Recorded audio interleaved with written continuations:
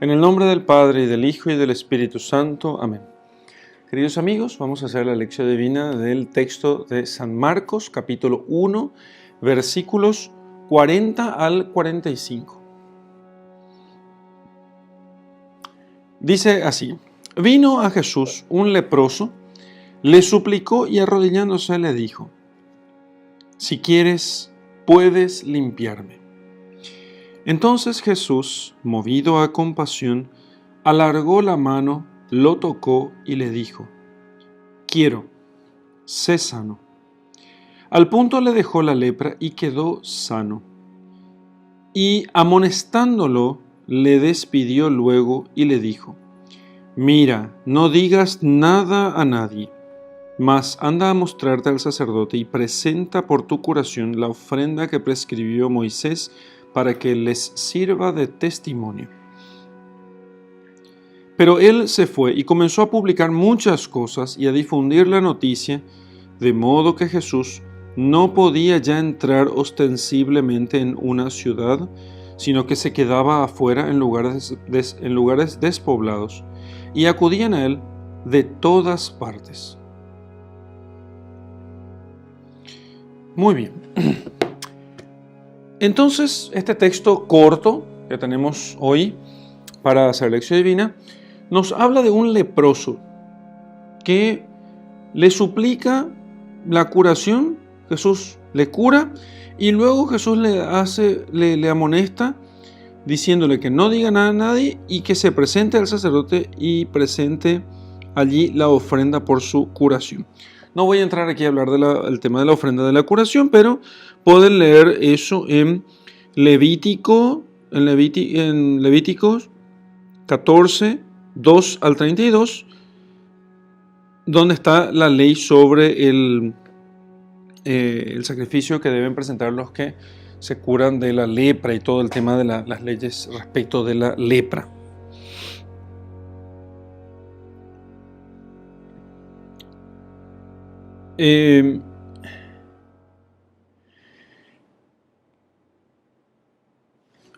Hay una cosa que yo noté al leer este ritual de reincorporación del leproso curado a la comunidad, y es lo siguiente, que la ceremonia de reincorporación del leproso se parece mucho a la ceremonia de consagración de sacerdotes de la antigua ley, ¿no? Se parece mucho porque se derramaba óleo sobre la cabeza que tenía que escurrirse por la barba, etc. Bueno, entonces he visto yo esos elementos y dije, pero mira un poco, esto se parece muchísimo a la consagración la consagración sacerdotal. ¿Por qué? Porque solamente podía darse un acto de reconsagración si antes ya estaba consagrado.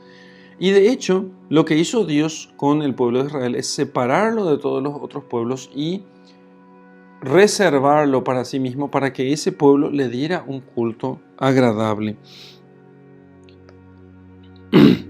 ¿Qué pasaba con el leproso? El leproso, ¿qué es la lepra? ¿Qué es la lepra? La lepra es una enfermedad producida por una bacteria, no recuerdo si es una bacteria o qué tipo de ser sea esto, y fue descubierta, sus causas fueron descubiertas por un científico llamado Hansen, por eso se llamaba la lepra mal de Hansen, y esta bacteria puede ser vista en el microscopio. ¿Y qué hace esta cosa? Entonces afecta a la piel y los nervios, de tal modo que una persona que queda infectada por la lepra, a medida que se va desarrollando la lepra, ella comienza a perder la sensibilidad en algunos lugares del cuerpo, hasta que se extiende a todo el cuerpo. Entonces, si a una persona que tiene lepra le hinca en ese lugar, ella no siente dolor. Incluso podría meter la mano en un pote o en una olla llena de agua hirviendo, esa persona no sentiría el calor del agua. Claro, tendría la mano destrozada por el agua hirviente, pero no sentiría dolor. Y actualmente también otra cosa más, no es tan no es tan contagiosa, ¿sí? No es tan contagiosa. Se puede contagiar por las vías aéreas, como normalmente cualquier infección, por boca o por respiración, lo que sea. También además la mayoría de las personas no desarrollan la lepra, o sea, el 90% de las personas tiene resistencia natural a la lepra. Entonces yo podría, por ejemplo, alguien puede contagiarme con la lepra y yo no desarrollo los síntomas de la lepra. Aunque incluso podría tener yo la bacteria de la lepra, pero no desarrollar la enfermedad, tampoco contagiarla, ¿no? Bueno, así es la lepra. Actualmente curar la lepra es muy fácil, solo que tiene que ser un tratamiento temprano y continuo, ¿sí? Durante mucho tiempo. ¿Y cuál es una característica de la lepra? Que empieza a producirse pequeñas manchas, ¿sí?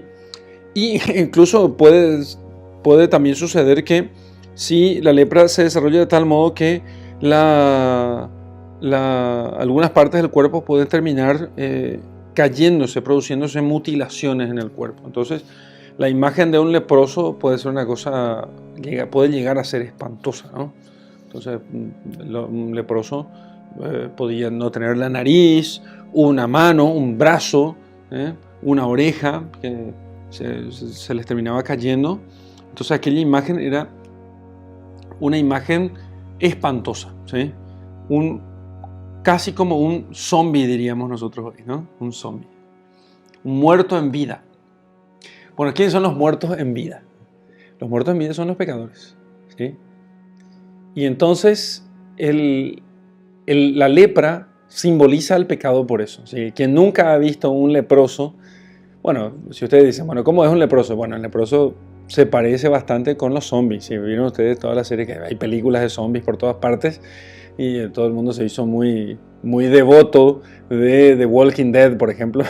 Entonces, bueno, yo la verdad es que Walking Dead hay analistas muy interesantes sobre The Walking Dead, porque en cierto modo la sociedad actual se parece mucho a los zombies, y uno tiene que resistir muchas veces con ciertas virtudes que se va trabajando dentro de en la serie. Pero yo soporté ver la serie hasta creo que la mitad de la primera temporada y luego dije, ¿sabes qué? No más, ¿no? Pero si uno quisiera ver cómo que podía quedar un leproso, podía ver más o menos, quedaba así con esa pinta de zombie en el peor de los casos. Bueno, entonces los judíos sabían de esto, los israelitas más bien sabían de esto, y entonces había esa situación, era mejor tener al leproso fuera del campamento, pero al mismo tiempo aquello servía como un símbolo dado por la providencia para que visiblemente notemos nosotros los efectos del pecado. Bien, entonces en la época de Jesucristo no había todavía cura para la lepra, así que el leproso podía curarse por milagro, porque desarrollaba anticuerpos, o no se curaba, o simplemente no se curaba, no había medicación para la lepra. Bien, entonces este leproso le suplica y arrodillándose, por lo visto podía todavía arrodillarse, le dice, si quieres puedes limpiarme. Fíjense la expresión, si quieres puedes limpiarme. Entonces él está fuera del campamento, fuera de la ciudad, y entonces le dice, si quieres puedes limpiarme. Fijémonos en esta actitud. No le exige a Jesús, límpiame, te ruego que me limpies, te suplico que me limpies. Por favor, límpiame. Tienes la obligación de hacerlo. O como suelen decir a veces a los sacerdotes, vos sos sacerdote, vos tenés que atenderle a todo el mundo.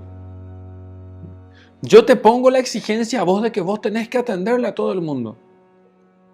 Por supuesto que Jesucristo se pone a atenderle a todo el mundo, pero el leproso le dice, si quieres, puedes limpiar, ¿sí?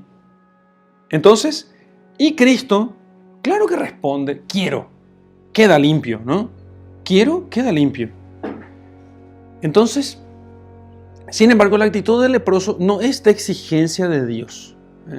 El leproso entiende esto, algunos pueden incluso tener ciertas referencias con lo que yo diga, entiende que Dios no le debe nada. Entiende que Dios no le debe nada. No está pensando el leproso que él es objeto de que es objeto del olvido de Dios y que Dios simplemente se olvidó de él, o que Dios no le escucha, o que Dios le abandonó. Todo ese tipo de cantilena que nosotros escuchamos en nuestros días de la gente que... Porque la gente piensa hoy que... ¿Qué piensa la gente hoy? Y que Dios le debe algo y que ellos tienen que cobrarle a Dios, no sé, algo que Dios tenía que darle necesariamente. Yo te digo algo, querido, que me escuchas. Dios no te debe ni siquiera la salvación. Ni siquiera la salvación. O sea, el cielo, para estar en el cielo, Dios te dio eso como un don. No es un derecho.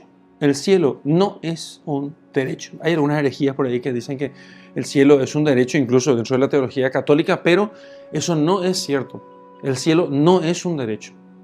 Como mucho, nosotros podíamos haber aspirado a una especie de felicidad natural, pero el cielo no es esa felicidad natural, es una participación de la naturaleza divina por la cual nosotros nos hacemos hijos de Dios y herederos del cielo. Esa es la gracia sobrenatural y eso no puede ser merecida bajo ningún sentido. Es completamente inmerecida. Intuye el leproso cuando le dice al Señor, si quieres, puedes sanarme, si no, acepto. Si recibimos de Dios los bienes, ¿acaso no recibiremos también de Dios los males? Dice Job, que estaba en una situación parecida a la de un leproso. Job tenía todo y de repente estaba arrojado bajo un árbol con una llaga desde los pies a la cabeza, o sea, tenía todo el cuerpo llagado, sentado bajo un árbol, arrascándose con una teja porque aquello le ardía y con su esposa burlándose de su fe. Y sin embargo, no reclama de Dios. Entonces, porque es imagen de Jesucristo, ¿no? Que también no reclama a Dios nada. Y aquel hombre no reclama, dice, si quieres puedes sanarme. Y el Señor, movido a compasión, dice, sí, claro que quiero, queda sano. Porque el Señor, porque Dios, dice la Escritura, no resiste a los soberbios. En cambio, Él se da a los humildes. Por eso los santos más humildes son el terror de los demonios. De San José se dice eso, el terror de los demonios. Uno dice, ¿por qué San José es el terror de los demonios si San José nunca hizo un exorcismo en su vida? Y de la Santísima Virgen también se dice un poco eso, porque San José fue humildísimo. No tuvo él la gracia de la Inmaculada Concepción como la Virgen María, sin embargo fue humildísimo y entonces él, en ese sentido, aterroriza a los demonios, cuya naturaleza es fundamentalmente la soberbia. Por eso es el terror de los demonios. Por eso la Virgen María es tan fuerte con los demonios. No porque ella tenga poderes así como, no sé, superhéroes lanzando rayos, sino porque su humildad es la que ofusca a los demonios. Entonces, si quieres puedes sanarme. Fíjese, gran humildad. El Señor digamos usando una expresión, se derrite con la humildad y la sencillez de este leproso y dice, claro que quiero, queda sano. Al punto le deja la lepra, al punto, y quedó sano. Y luego, fíjense, ahora es Jesucristo el que le va a retribuir la humildad. Le amonesta firmemente y le dice, no digas a nadie más, anda a mostrarte al sacerdote y presenta por tu curación la ofrenda que prescribió Moisés en Levíticos 14, como dije antes, la ofrenda que prescribió Moisés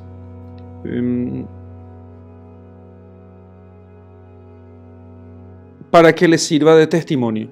Bueno, entonces, ¿qué sucede aquí? A la humildad de aquel hombre que dice, no, yo no merezco nada, si quieres podés limpiarme, Jesucristo responde con la humildad diciéndole, no le cuentes a nadie. Para enseñarnos, dicen los padres de la iglesia, para enseñarnos que nosotros, cuando hagamos el bien, tenemos que hacer aquello que dice nuestro Señor, que dice que tu mano derecha no sepa lo que hace tu mano izquierda, de tal modo que nosotros no busquemos que otros sepan del bien que nosotros hemos hecho. De San Alfonso María de Ligorio se decía que él se encuentra en sus anotaciones, creo que es San Alfonso, es de uno de estos moralistas. San Alfonso María Ligorio escribe en una de sus anotaciones, había tenido él, no estoy seguro, pero era un obispo que escribió muchos libros. Había escrito un libro de espiritualidad que fue muy famoso ya en vida suya, y entonces cada vez que alguien venía y le decía: Monseñor, mire, este libro que usted escribió me hizo tanto bien, y entonces él tenía la costumbre de comentar el libro. Y entonces él había escrito en un propósito, diciendo: no hablar más de este libro. No hablar más de este libro. Imitando a Jesucristo, que decía que conmina a los otros: no digas a nadie lo que yo he hecho. No digas a nadie lo que yo he hecho por ti. Lo único que vas a hacer es ir al templo y cumplir con la ley, porque aquella ley todavía estaba vigente para aquel hombre. Entonces le hace cumplir esa ley para que sirva eso de testimonio. El único testimonio que habría de la curación del leproso sería la ofrenda que haría legalmente en el templo. De tal modo que sería solamente Dios lo curó, porque ese sería el resultado testimonial. Dios curó al leproso. Nada más. Dios curó al leproso. Punto. Quedó así. No ese predicador Jesucristo, porque acuérdense que Jesús, aunque es Dios, Él lo que quiere hacer es darnos el ejemplo a nosotros para que nosotros sigamos sus huellas. Como dice San Pedro, Cristo nos dejó un ejemplo para que sigamos sus huellas. Así, memoricen esa parte. Entonces, nos deja un ejemplo para que sigamos sus huellas. Y aquí Él nos da el ejemplo a nosotros para que nosotros entendamos cómo hemos de actuar delante de Dios. Sí, Dios es el que curó, no yo, aunque Jesucristo es el mismo Dios. Y nos pone el ejemplo de que hemos de ocultar entonces los bienes que nosotros hagamos, nosotros no los hemos de difundir.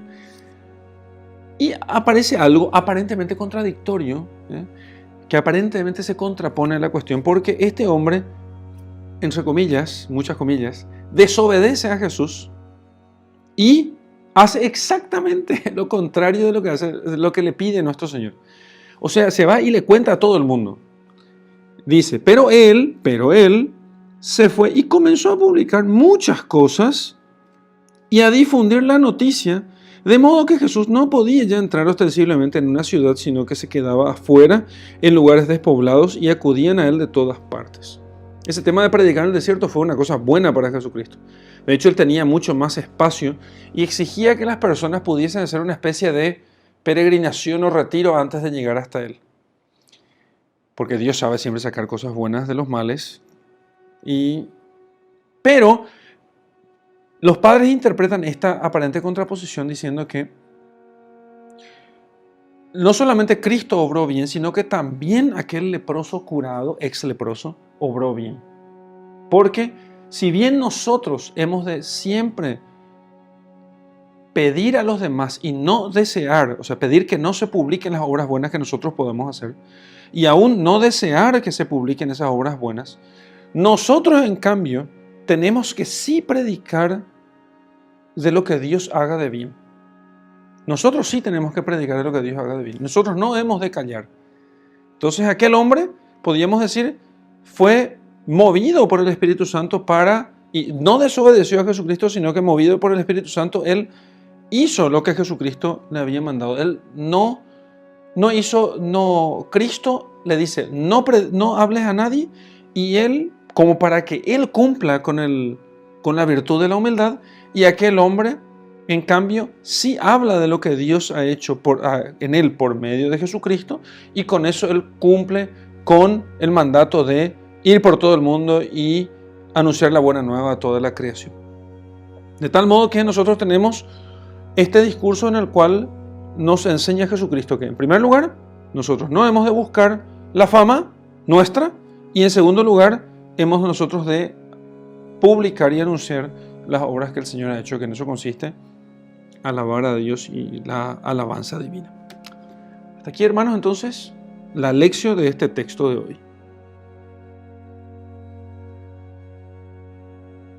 El Señor nos enseña aquí unas caras de la humildad. La humildad me parece siempre que es como un diamante que tiene muchas caras, ¿sí? Estas caras, claro, se relacionan unas con otras, no podemos pensar que haya contraposición entre ellas, pero sí hay aparente, para el desprevenido, contradicción, ¿sí?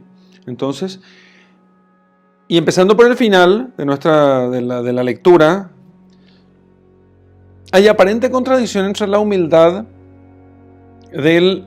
Sí, todos son humildes aquí, humilde leproso, humilde Jesucristo, todos son humildes. Y es tan humilde Jesucristo cuando la prueba de que el leproso es humilde es que él se acerca a Jesús diciendo, si quieres puedes sanarme. ¿Mm? Esa es la prueba de que es humilde. Jesucristo, obvio que es humilde, por eso le dice, no publiques porque solamente vas a ir y vas a presentar tu ofrenda en el templo para que sirva de testimonio. Y sigue siendo humilde el leproso cuando él sale a publicar, porque él entiende que aquí hay una señal de Dios y que entonces esta señal de Dios debe ser conocida por los demás. Entonces, ¿qué hacemos nosotros con las obras buenas que nosotros hacemos? Porque aquí estamos hablando sobre hacer el bien, ¿sí? Que puede ser grande o chico, pero el tema es hacer el bien, ¿sí?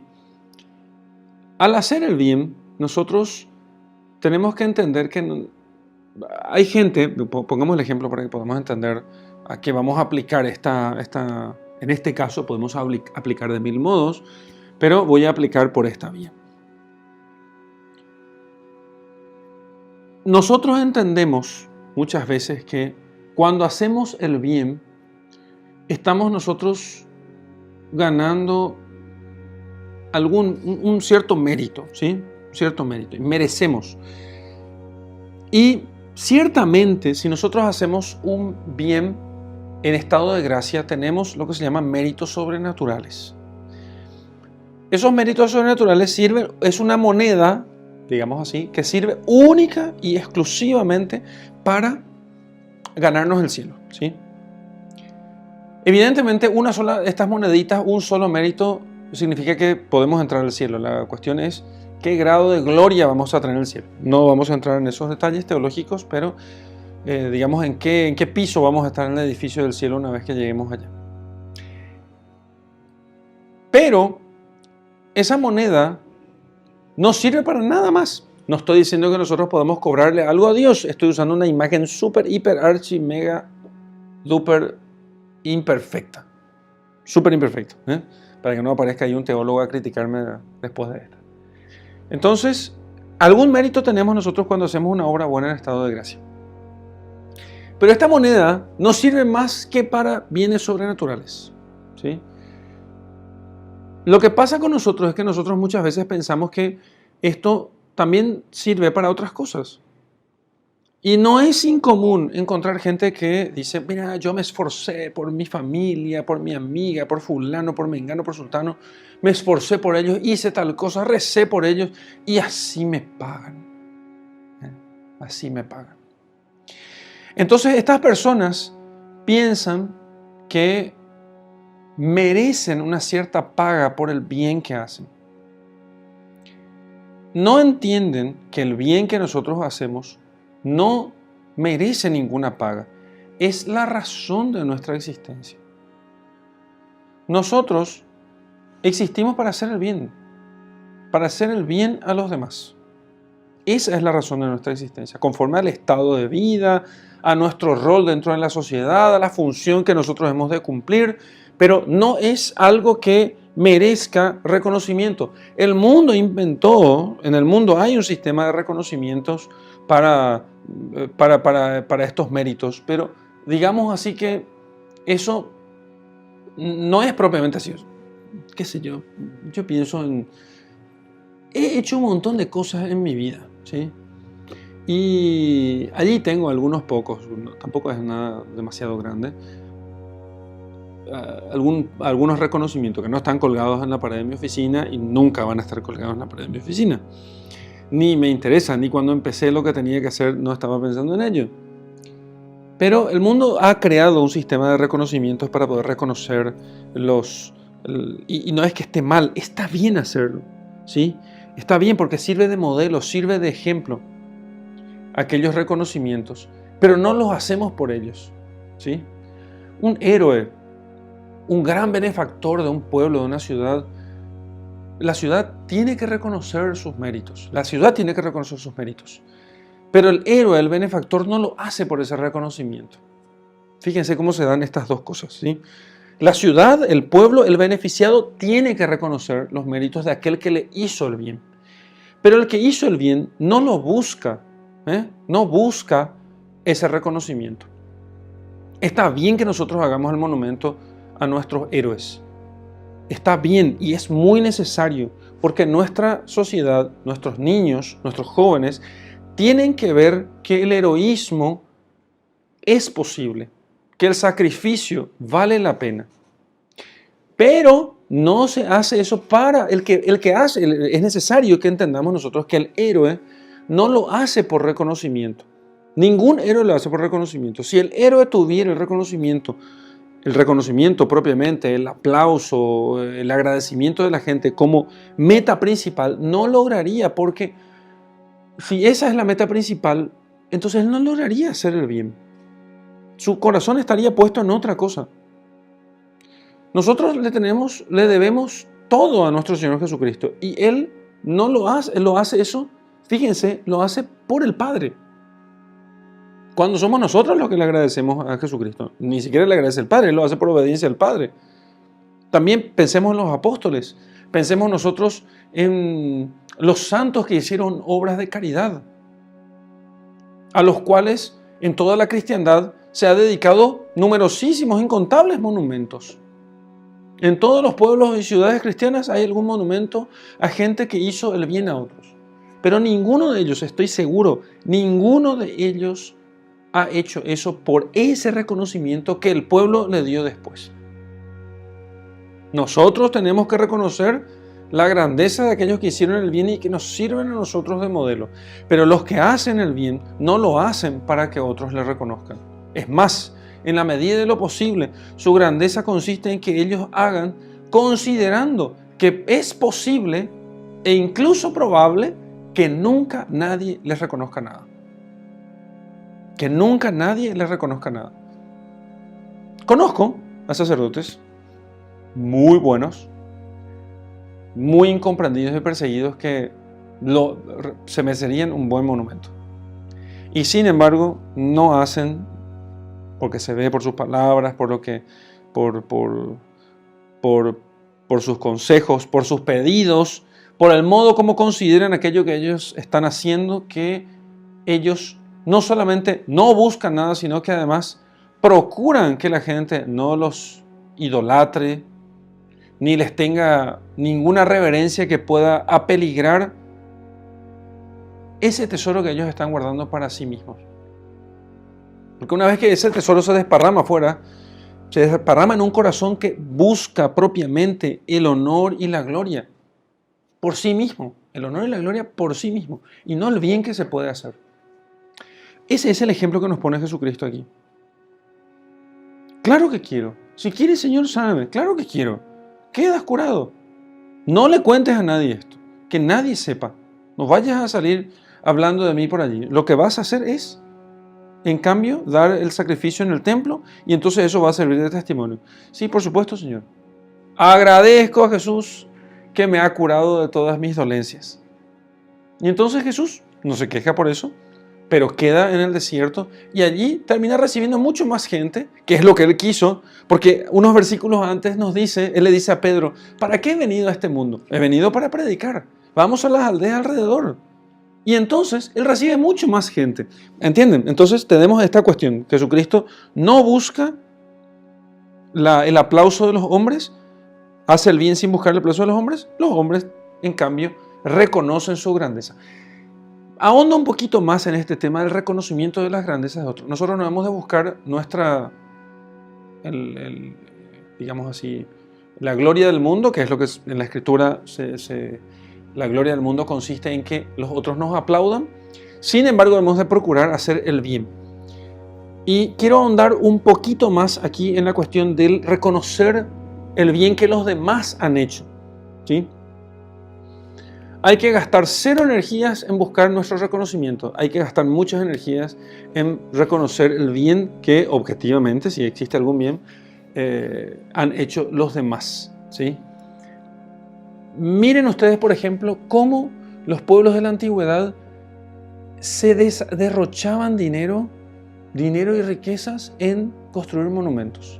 No solamente a sus dioses, también a sus héroes. Por ejemplo, fíjense ustedes, los arcos del triunfo. Impresionante. Un arco del triunfo era una obra monumental, un monumento, un conjunto escultórico que contaba la historia del suceso que quería recordarse con aquel arco. Y entonces tenía escritos, y tenía relieves, y tenía esculturas, y tenía todo eso. ¿Cómo sabemos nosotros que el candelabro de 7 brazos del Templo de Jerusalén fue llevado a Roma? Porque en el Arco del Triunfo que celebraba el sitio de Jerusalén, estaban unos soldados romanos llevando el candelero de 7 brazos del templo. Más allá de lo que sucedió, lo que estoy diciendo es que Roma reconoce la victoria y la grandeza de los suyos que han sido exitosos en una campaña. ¿Por qué es importante hacer esto? Porque al reconocer nosotros la grandeza de otros, incluso por sobre nosotros, es decir, fulano es más grande que yo, fulano es mejor que yo, fulano hizo grandes cosas, yo no, y no quiero que nadie sepa. Nosotros ejercitamos, no simplemente ejercitamos la humildad, sino que somos capaces de ver el bien en otros. Somos capaces de reconocer la bondad que existe en otras personas. Y si somos capaces de reconocer la bondad, vamos a ser capaces eventualmente de poder reproducir esa bondad. Pero si yo no soy capaz de reconocer la bondad o el bien que existe en las obras de otros, la grandeza, la nobleza que existe en las obras de otros, entonces yo no soy capaz de decir, mira qué bonita casa, qué hermosos hijos, qué buena familia, qué hermosos libros, qué texto bien hecho, aunque sea pequeño, aunque no sea la gran maravilla, pero si puedo decir, mira, qué bueno estuvo esto que hiciste. Si yo logro reconocer eso y ensalzar eso en otras personas, yo voy a poder hacer también eso en mi vida. Yo podré repetirlo, yo podré reproducirlo, ¿sí? Lo hago desinteresadamente. Lo hago desinteresadamente. No lo hago para que me retribuya aquel a quien yo elogio. Lo hago porque hay un bien real que yo estoy reconociendo allí. Un bien real que yo reconozco en ese lugar. Y eso es signo de grandeza. Y hay que decir que los hombres de nuestros tiempos no hacen eso. Lo hacen con poquísima frecuencia. Porque siempre están buscando el defecto en los demás. Siempre están buscando a ver, fulanito no es tan heroico como dicen. Fulano no, ese no es tan bueno como dicen. Piensen, ven ustedes, cualquier conversación en la que nosotros tengamos por allí, entonces dice, fulano, me pasa a mí a veces, y a veces lo hago para probar a la gente, solamente para refrescar la conciencia de la falta de esta virtud. Sí, fulano de tal, don fulano, es un santo varón. Padre, no vayas a pensar mucho, mira, no es tan santo como vos decís. ¿Para qué hace eso? Tengo razones objetivas para pensar que fulano es no un santo, no estoy canonizándole a fulanito, estoy diciendo que es un devoto varón, que viene a misa todos los días, que reza el rosario cada día, que se confiesa cada semana. La verdad que con todo eso es ya casi canonizable, ¿eh? Pero el otro me sale y dice, no es tan santo como vos decís, mira que yo me peleé la vez pasada con él.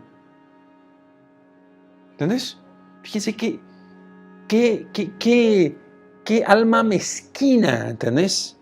Qué alma mezquina. Qué alma mezquina. No vayas a pensar que él es bueno, porque no es tan bueno como vos pensás. Pero yo sí, mi juicio sí es correcto.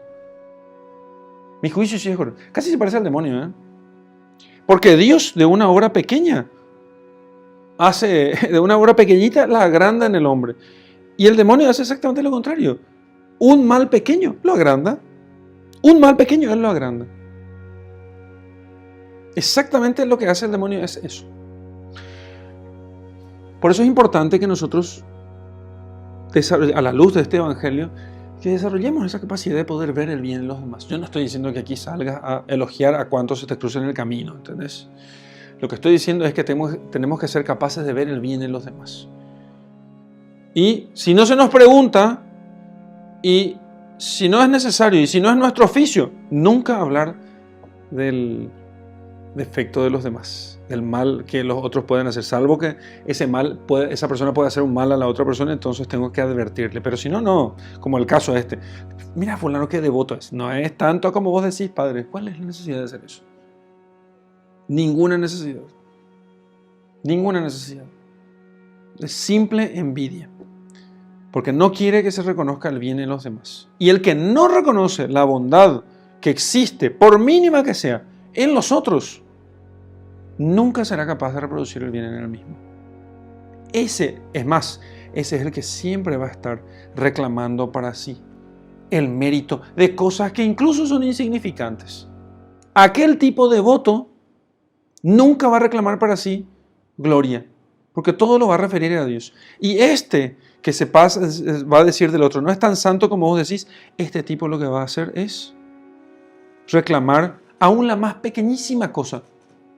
La gratitud por una moneda dada al mendigo, una moneda que te sobró y de la cual habías olvidado inclusive que existía. Es que eso se llama simplemente fariseísmo. Hacer lo pequeño grande, de lo grande pequeño.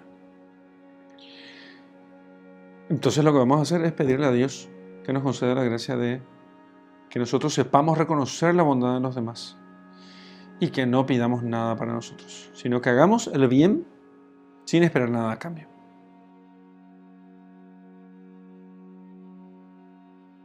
Señor Jesús, te doy gracias porque no tengo nada de que enorgullecerme.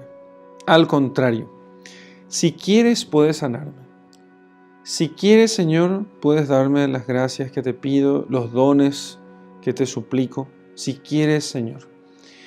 En cambio, reconozco, Señor, que todo lo tengo de ti. Y reconozco también a la luz del Evangelio que no pocas veces he mirado con más atención los defectos de los demás y no las bondades que existen en ellos. Y te ruego, Señor, que al contrario, abras mis ojos mucho más a mis defectos, a mi miseria, a mi pobreza, y que al mismo tiempo abras mis ojos para que entre tu luz y yo pueda ver tu bondad y la bondad tuya que existe en el prójimo. Gloria al Padre y al Hijo y al Espíritu Santo, como era en el principio, ahora y siempre, y por los siglos de los siglos. Amén. Y como contemplación, lo que ya se imaginaron. Quiero que busques a esa persona a la que más aversión le tengas y que te ejercites en empezar a decirlo. No hace falta que le digas en la cara, pero quiero que lo digas en la oración. Digas en la oración, por lo menos en la oración, y en esta contemplación quiero que mires las bondades que hay en esa persona. Y entonces eso es por un lado, eso puede ser una de las contemplaciones. La segunda contemplación, la segunda propuesta de contemplación es que pienses en algo que estás pidiendo a Dios en este momento. Y eso que estás pidiendo a Dios en este momento vas a comenzar a agregarle ahora, Señor, si quieres, puedes darme. Si quieres, puedes darme. Ese ejercicio va a hacer que aumente en nosotros la confianza en la providencia de Dios y que también aumente en nosotros también la conciencia de nuestra pobreza, nuestra miseria y que nosotros de Dios no merecemos nada y que todo lo que recibimos de Dios es siempre por su bondad. Y te dejo con mi bendición. En el nombre del Padre, del Hijo y del Espíritu Santo. Amén.